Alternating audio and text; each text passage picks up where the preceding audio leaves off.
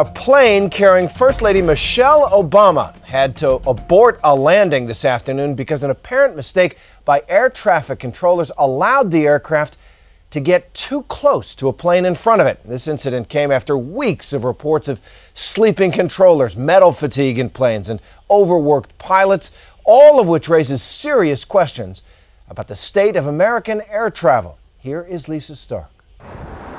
The incident involving the First Lady was just the icing on the cake, because it seems like every day another controller at another very busy airport is caught sleeping, inattentive, failing to make the right calculation. Sunday morning, Cleveland, a controller caught watching a movie, Cleaner, on the job, caught because his microphone was mistakenly left open, piping the movie out to anyone in his airspace, at the same time leaving him unable to hear radio calls.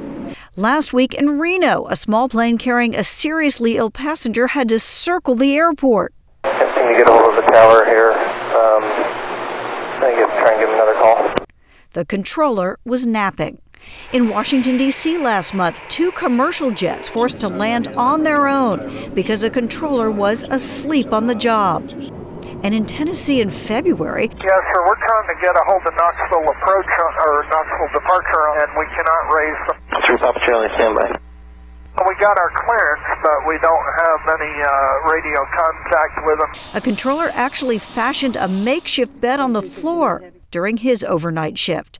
At least 7 controllers have been caught sleeping on the job since the beginning of the year.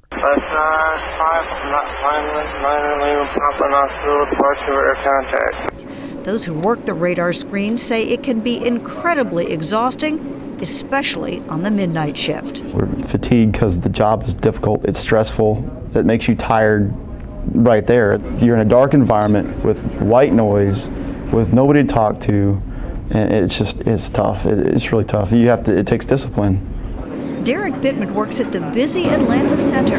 He says you do whatever you have to stay awake. Going to get 5 cups of coffee, drinking a Red Bull, a couple of Monsters, standing up, pacing back and forth in the area when it's the earliest morning hours when there's no traffic, and just a simple little mind game you can play, a crossword or something like that helps you keep awake. Carl Kirby is retired now, but says he saw controllers, when working in pairs, break the rules. Well, it happened. I'm not going to lie to you. There were times when one guy would take a nap. It'd be slow. There was no traffic, and you can see when traffic was scheduled to come in, and so one guy would take a nap. So yes, I did see that take place. The problem involving the First Lady followed a quick trip up to New York to appear on ABC's The View, among other events. Later that afternoon, she boarded her plane to head back to D.C. The mistake involving her flight was apparently made by controllers at the approach control facility outside Washington, D.C. They allowed the First Lady's plane to get too close to a large C-17 military cargo plane. It was 3 instead of 5 miles back. It can be dangerous. This is not just some trivial mistake. ABC News consultant and former military pilot Stephen Ganyard explains why that 5-mile gap between the jets is so important.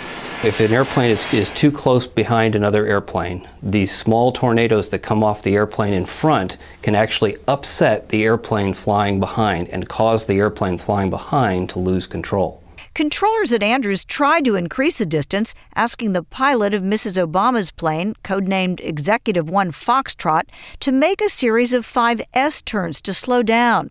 But even after the C-17 landed at Andrews, controllers still weren't sure that plane would clear the runway in time for Mrs. Obama to land.